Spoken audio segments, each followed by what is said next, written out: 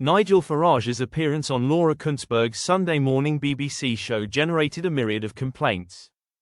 The BBC has acknowledged that the facts and figures delivered by presenter Laura Kuenssberg during a tense interview with Reform UK leader Nigel Farage were inaccurate.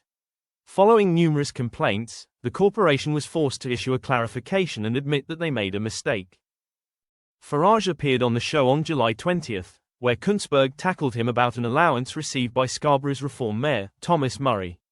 However, the figures and percentages presented to the MP were incorrect. In a post on the corrections and clarification section of the BBC website, the broadcaster said, in a question to the Reform UK leader Nigel Farage, "We said, Scarborough Town Council have given its Reform UK mayor a 600% pay rise.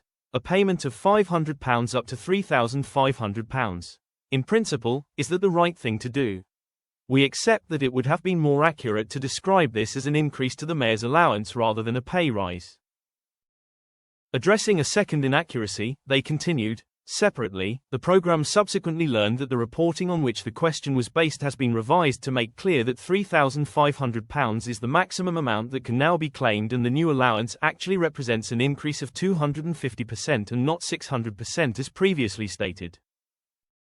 The broadcaster must have received at least 100 complaints about a programme or segment in order to merit publication of a clarification on the website.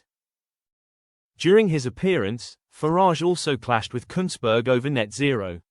The presenter pressed him on whether he believes in climate change.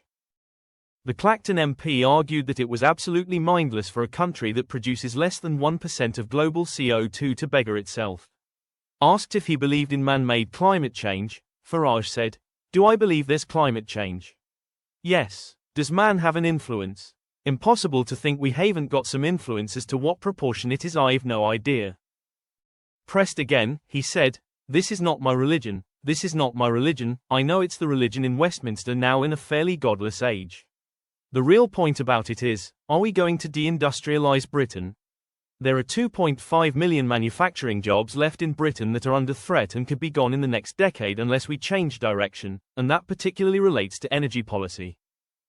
The host highlighted that it was the consensus among scientists that human activity has had a significant impact on the climate. Farage replied, "Well, say it does. Is that sufficient reason to defraud British taxpayers of billions of pounds every year, which is what we're doing, in subsidising wind energy and solar energy for literally zero effect on global CO2 emissions?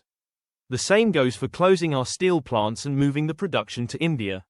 We've got ourselves stuck in this mindset. We believe that man has an influence on changing the climate. I didn't deny that. I think man does.